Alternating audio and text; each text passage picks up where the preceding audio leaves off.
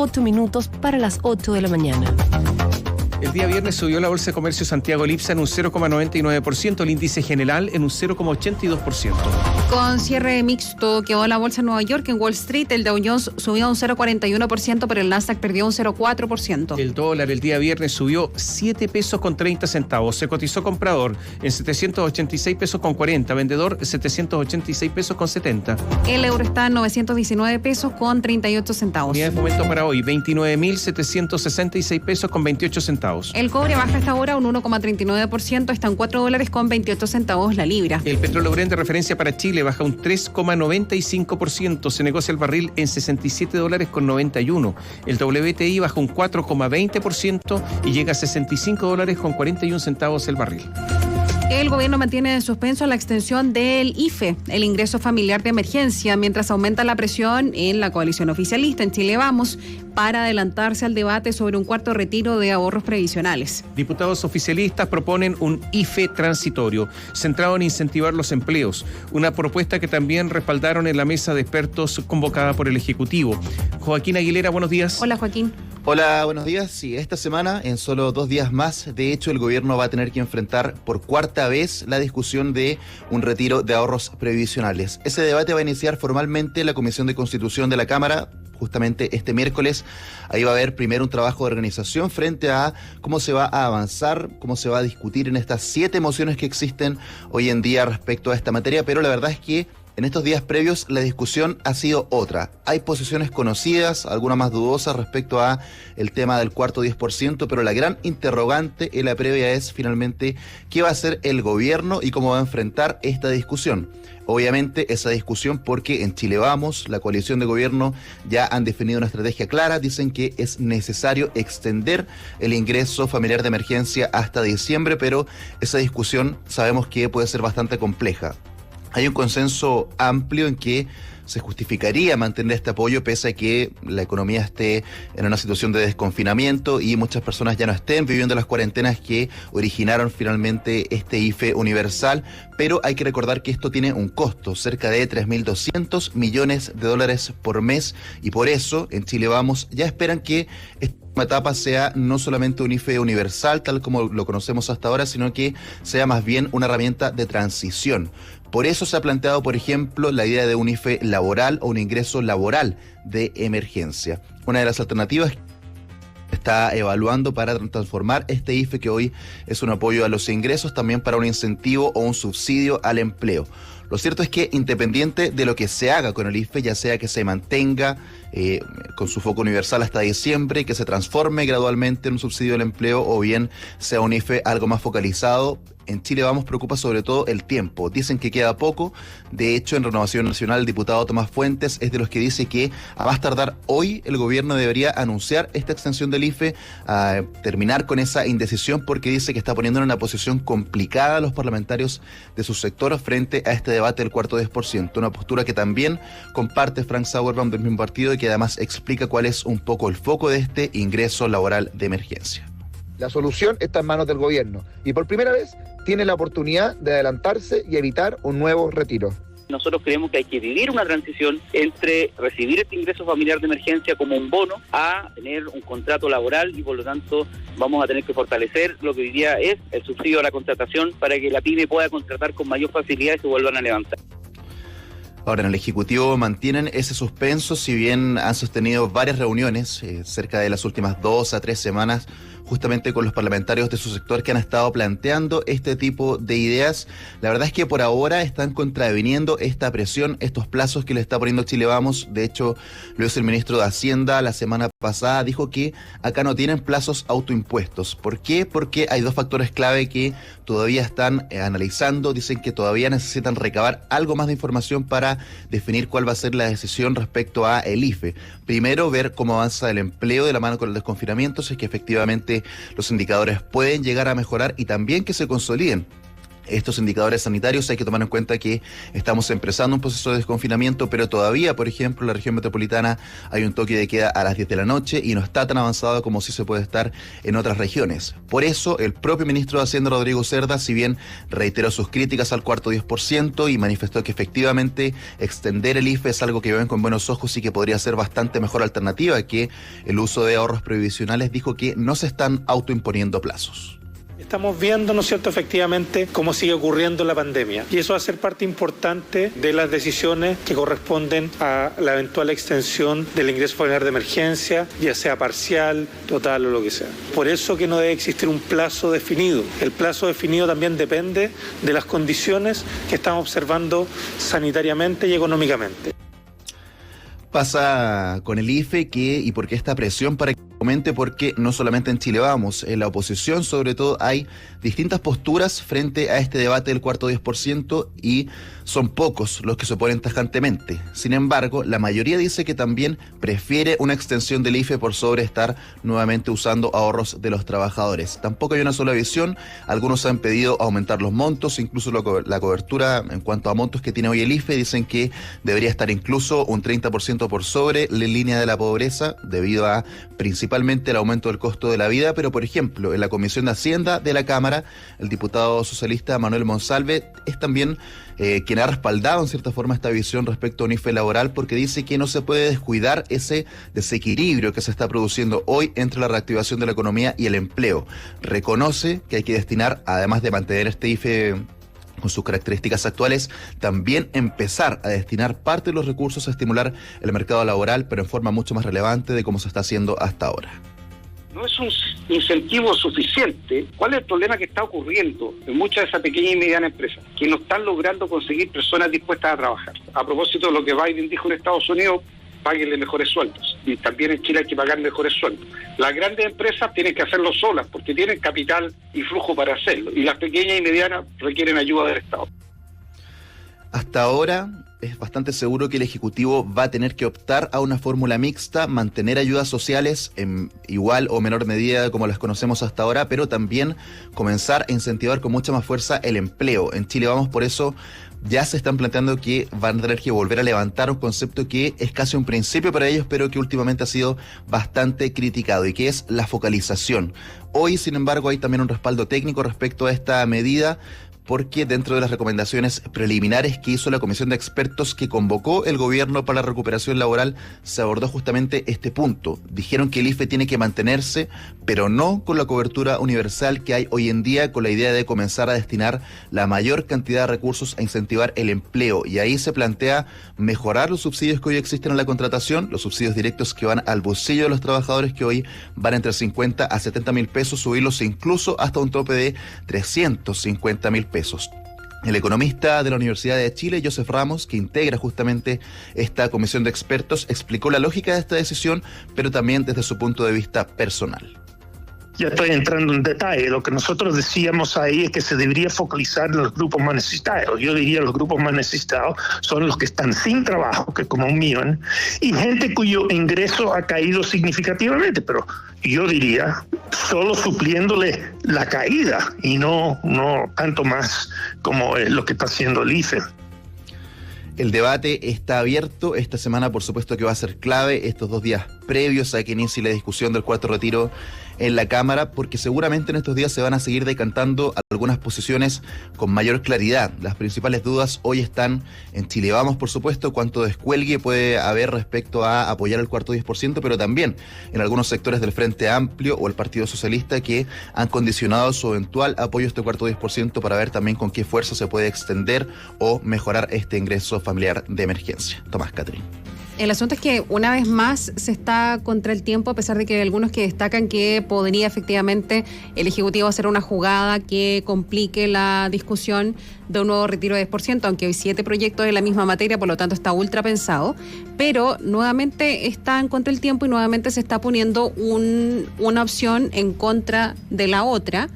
Y lo que se va a hacer la presentación de estos proyectos de ley o el inicio de la discusión es este miércoles. No es ya en un mes más ni la próxima semana, es el miércoles, que es el 11. Pero además yo creo que hay 3 cosas acá. 1, personas que necesitan mantenerse. 2, las ventas del comercio están disparadas la venta de vehículos, y por lo tanto hay harto también de gasto acá. Y de pasada la inflación. Y no es solamente necesidad. Hay muchos que no es necesidad y que han decidido han dicho, esta plata es mía y hago lo que quiero con mi plata. En el fondo están en esa posición. Desde el punto de vista político, yo no sé lo que va a ocurrir, porque esto tiene connotaciones políticas. O sea, hay una oposición que está en contra del gobierno prácticamente en todo. Hay otra oposición que no es solamente su relación con el gobierno y su crítica permanente, sino que también desean terminar con el sistema de AFP y han dicho que este es el camino para terminar con el sistema de AFP. Ya no es solamente la necesidad de las personas, ya no es solamente el gobierno, sino que destruir el sistema previsional porque estiman que es malo y por lo tanto había que reemplazarlo. O sea, hay muchos que tienen razones particulares. Y por último, un gobierno que está contra las cuerdas, o sea, un gobierno que realmente es un gobierno de simple administración, que está tratando de defenderse, tiene que llegar a noviembre a las elecciones, intentar que gane Sichel, o sea, esto es, y por lo tanto un gobierno, fíjate, esta semana se tiene que ver la despenalización del aborto sin causales, y esto se va a ver en la Comisión de Mujeres de la Cámara, que está en tabla para votar hoy la idea de legislar, el gobierno contra la pared. Después está la acusación constitucional contra el ministro Figueroa, hemos hablado de eso, y resulta que el ministro Figueroa en estos instantes yo creo que tiene muchísimos problemas para evitar que esa acusación constitucional tenga éxito. Habrá que ver qué va a ocurrir con los 12 diputados de la Democracia Cristiana, pero Jasna Proboste es candidata presidencial y por lo tanto ahí hay un componente político muy importante. Está el miércoles en la Comisión de Constitución del Senado, que se va a debatir aspectos jurídicos, técnicos, políticos del indulto o la amnistía general. Y tenemos lo que tú dices, lo del proceso del cuarto retiro desde la AFP. Un gobierno muy contra las cuerdas, con muchos flancos abiertos, con muchos frentes abiertos, y este es uno de los más complejos. Y yo no sé, a todo esto, qué va a pasar con los siguientes retiros, porque primero se dijo que el primero era por única vez, y estamos ya hablando del cuarto, o sea, no se cumplió. Pero lo interesante acá es que yo no sé si algún político se va a atrever a sacar este incentivo que tiene la economía, sin pensar en lo que va a pasar más adelante, que no va a haber más ahorros previsionales y que por lo tanto no sé de dónde van a sacar la plata para pagar jubilaciones. No tengo idea de lo que va a pasar, porque la plata no va a estar, digamos. Entonces la pregunta es, ¿alguien se va a atrever o simplemente va a haber un cálculo político para decir, lleguemos a noviembre, calmemos las aguas, y después el que venga, bueno, tendrá que ver cómo maneja la situación? Una cosa así, Joaquín, ¿o no? Sí, la verdad es que cuando uno consulta dentro de micrófono, pero también fuera de micrófono, ese ambiente está claro, está bastante definido que en un contexto electoral, digamos, donde hace fin de año se están jugando campañas importantes respecto a la decisión presidencial, evidentemente que eso no conjuga muy fácilmente con la idea de retirar apoyos sociales. Ahora, acá, respecto a de dónde vienen esas ayudas sociales, sí, el gobierno quizás tiene algo de posición ganada en diferencia a los últimos 3 retiros. ¿Por qué? Porque acá claramente está operando un IFE universal que además de llegar con una cobertura bastante más amplia, una alternativa que viene del Estado, a diferencia de cómo ocurrió en los 3 retiros anteriores, acá también esto fue en consenso con la oposición. Hay que recordar que la agenda de mínimos comunes, donde se abordó este IFE universal, donde se aumentó el monto y la cobertura, fue algo que se discutió con la oposición justamente en el contexto de, después de que se aprobó el tercer 10%, una medida que sirviera como para frenar este tipo de alternativas. En ese sentido, este IFE universal que existe hoy es una alternativa que fue consensuada. Pero por otra parte, ese camino con un terreno electoral en juego y hablar, por ejemplo, de volver atrás en cuanto a focalizar el IFE, darlo solamente a quienes lo necesitan y seguir incentivando el empleo, es una medida que es algo que van a apostar en Chile Vamos, pero habrá que ver si es que tienen la suficiente fuerza para también lograr ese apoyo y respaldo social, como lo han llamado también algunos en el Congreso, respecto a lo que hoy significa este IFE de carácter universal. Muchas gracias. Buenos días. Chao, Joaquín, hasta pronto. La recuperación del empleo y la actividad económica sigue siendo prioritaria para la agenda política. Las 16 medidas presentadas por la Comisión de Expertos creada por el Gobierno y la discusión acerca de las exenciones a las ganancias de capital generan consensos. Esto siempre, por supuesto, en materia de recuperación de empleos. Carlos Melín nos informa. La recuperación en el ámbito laboral sigue siendo una de las principales preocupaciones para el Ejecutivo. Por eso es que la Comisión para la Recuperación de Empleo creada por el Gobierno propuso 16 medidas buscando su reactivación. Incrementar el subsidio al nuevo empleo, regular el ingreso familiar de emergencia e impulsar la contratación de mujeres son algunas de las principales propuestas de los expertos que integran esta comisión. Propuestas valoradas por algunos economistas, pero que según el senador socialista, miembro de la Comisión de Hacienda, Carlos Montes, debieran complementarse con medidas más eficientes. La verdad es que las 16 medidas dan para una discusión bastante más amplia. Yo creo que aquí es clave la inversión pública para incentivar el empleo y tenemos que aumentar la inversión tanto en vivienda, en los gobiernos regionales, en todos los proyectos que tengan los municipios que puedan implementarse rápido. Necesitamos un programa de inversiones. Sin embargo, el economista de la Universidad de Chile, Alejandro Alarcón, valoró estas medidas, aunque se refirió también a otro de los temas que ha generado debate y es el de la exención a las ganancias de capital. Según el también académico de esa casa de estudios, si estas se eliminan, habría repercusiones en el empleo. La eliminación de la exención de la ganancia de capital es un error.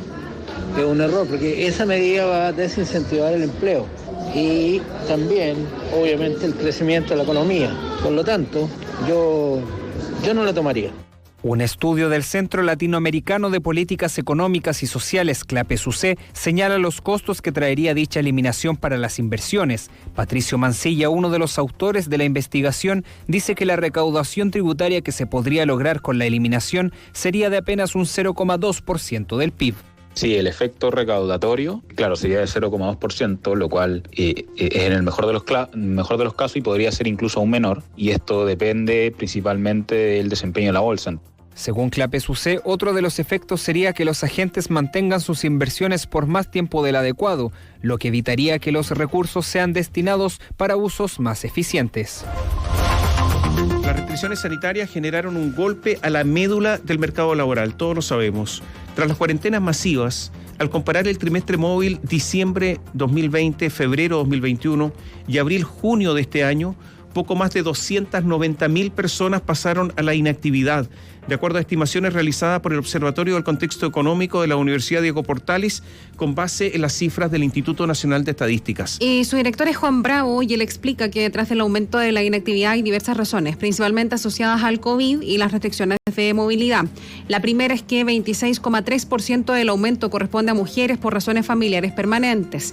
Ante esto, recuerda que tal como se ha visto en el transcurso de la pandemia, estas responsabilidades han afectado fundamentalmente a las mujeres, que por motivos culturales son quienes se restringen de trabajar para cuidar a personas dependientes. Y otro factor de peso fueron razones asociadas al COVID, con 70.000 casos, equivalente a un 24% del total del aumento de inactivos. Las restricciones a la movilidad implican menos personas participando en el mercado laboral, ya sea por temor a contagiarse, por las mismas restricciones u otras razones, dice Bravo. Mientras que el 23,6% del incremento se debe a hombres fuera de la fuerza laboral por razones de estudio. En las circunstancias actuales, algunos están optando por embarcarse en programas académicos ante la debilidad del mercado laboral, dice este economista. El primer semestre, además, cerró con una destrucción de 126.000 puestos de trabajo. Uno de los sectores más golpeados fue el asalariado privado informal, es decir, un trabajador dependiente pero sin contrato.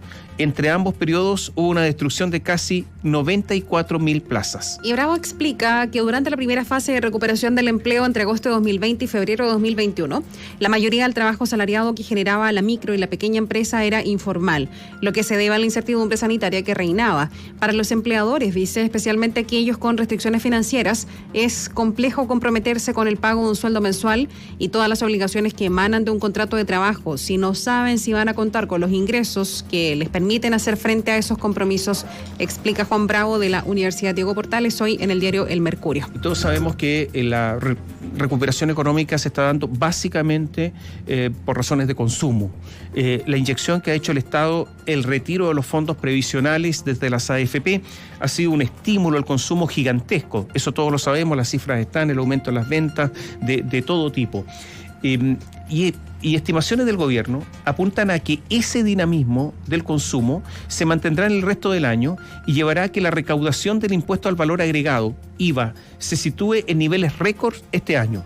Hay datos del informe de finanzas públicas del segundo trimestre que dicen que el llamado impuesto al consumo, que representa la mitad de los ingresos tributarios del país, registrará un crecimiento de 29,4% real con respecto a lo recaudado en 2020. Un resultado que, según la Dirección de Presupuestos, es consistente con el mayor dinamismo de la demanda interna, el consumo, y que se sostiene en parte por los programas de ayuda fiscal. La Dirección de Presupuestos precisa que esa mayor recaudación incorpora la reversión de beneficios tributarios que se implementaron para aportar liquidez a las empresas durante los peores meses de la pandemia del COVID. El consumo crecerá entre 10 y 12%, siendo el componente más dinámico de la demanda agregada, lo cual implica una sustancial recaudación del IVA, destaca el economista senior de Libertad y Desarrollo, Tomás Flores. En el informe de finanzas públicas del cuarto trimestre de 2020 se proyectaba que la recaudación del tributo al valor agregado registraría en 2021 una expansión real de 21,2%, llegando en torno a 28.500 millones de dólares, o en pesos 19.926 millones, de los cuales 5 puntos correspondían a mayores ingresos por el aplazamiento del pago de este impuesto entre los meses de abril y septiembre de 2020, mientras que el resto se explicaba por el incremento esperado de la demanda interna. Sin embargo, en el Ejecutivo, en su último informe, aumentó la expectativa de ingresos por el gravamen en 8,2 puntos más de ingresos por el IVA. Y revisemos lo que está ocurriendo en China. Los operadores de mercado nunca habían estado tan atentos a Fortnite. No es que se hayan sumado a los más de 350 millones de jugadores que han convertido a este videojuego en uno de los más populares del mundo. Más bien están preocupados por la firma de tecnología Tencent, originaria de Shenzhen en China, y que tiene bajo su propiedad otros títulos como League of Legends y Clash of Clans, además de la aplicación de mensajería más utilizada en China, que es WeChat. La acción de la compañía ha visto caer su valor en un 42% desde su récord de febrero pasado.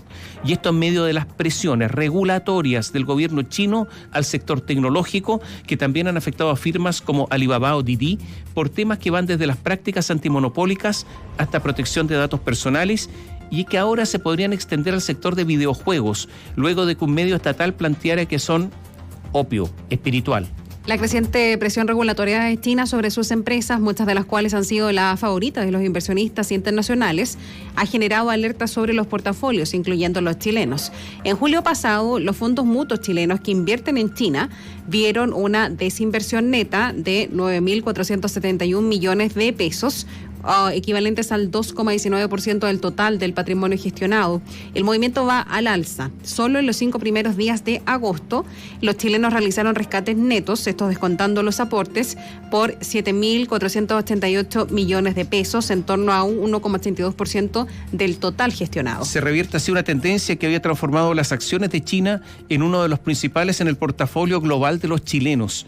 Entre abril de 2020 y marzo de este año, los chilenos habían colocado 236.282 millones en activos chinos a través de los fondos mutuos, el equivalente a 324 millones de dólares. Desde entonces han retirado 30 millones de dólares en los primeros días de agosto, liderando las salidas. Es sin duda que el riesgo y el nivel de incertidumbre han cambiado, sobre todo en sectores en que el gobierno chino perciba como una amenaza a la seguridad nacional. Gran parte de esto ya se traspasó a precios con la caída de la bolsa china en las últimas semanas. Eso lo dice Fernando Suárez, que es Senior Portfolio Manager en Fintual.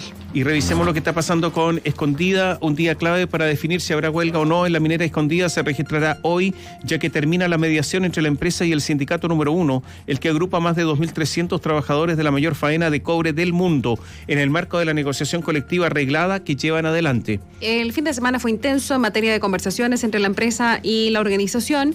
Fuentes conocedoras del proceso cuentan que se reunieron en un hotel en Antofagasta en las mañanas y en las tardes, intentando ir despejando los puntos pendientes con ofertas y contraofertas. Incluso se mantenían los diálogos entre las partes hasta ayer y había posibilidad de que la organización de trabajadores realizara asambleas a partir de anoche para informar los avances del proceso. En una comunicación interna que había enviado el sindicato la mañana de ayer, decían que informaremos dentro de la tarde la realización de reuniones, eventualmente a contar de la noche, para informar el resultado de las conversaciones con la empresa. Y se agrega que fuentes cercanas a la minera comentaron que la compañía ha ido despejando los puntos que el sindicato consideraba intransables y propuso mejoras en los temas más valorados por los trabajadores, haciendo una oferta ayer. En el comunicado interno del sindicato número 1 había dicho temprano que ellos han cumplido con transmitir fielmente los puntos fundamentales que todos los socios requerimos para alcanzar un acuerdo satisfactorio. Si la compañía quiere evitar un conflicto, necesariamente deberá hacerse cargo de ellos, ya que la decisión de hacer efectiva la huelga, en caso que ello no ocurra, es una que se tomó ampliamente en nuestras asambleas bajo la convicción de que en esta negociación se deben resolver demandas largamente postergadas. La responsabilidad de la huelga está completamente en manos de la empresa. Y un tema relevante es que en las reuniones que vienen manteniendo desde el día martes, la compañía fue enfática en señalar que no habrá nuevas ofertas fuera de la mediación obligatoria y que además esta es la instancia donde hará su mejor propuesta. De este modo, si no se llega a acuerdo hoy, los trabajadores se arriesgarían a una paralización que solo permite descuelgues desde el día 30, dado que la empresa presentó una oferta sobre el piso mínimo que marcó la última negociación. Y también está la posibilidad legal que, de mutuo acuerdo, ambas partes decidan ampliar por 5 días la mediación que está haciendo la Dirección del Trabajo, aunque es una opción que tiene pocas posibilidades. Pagamos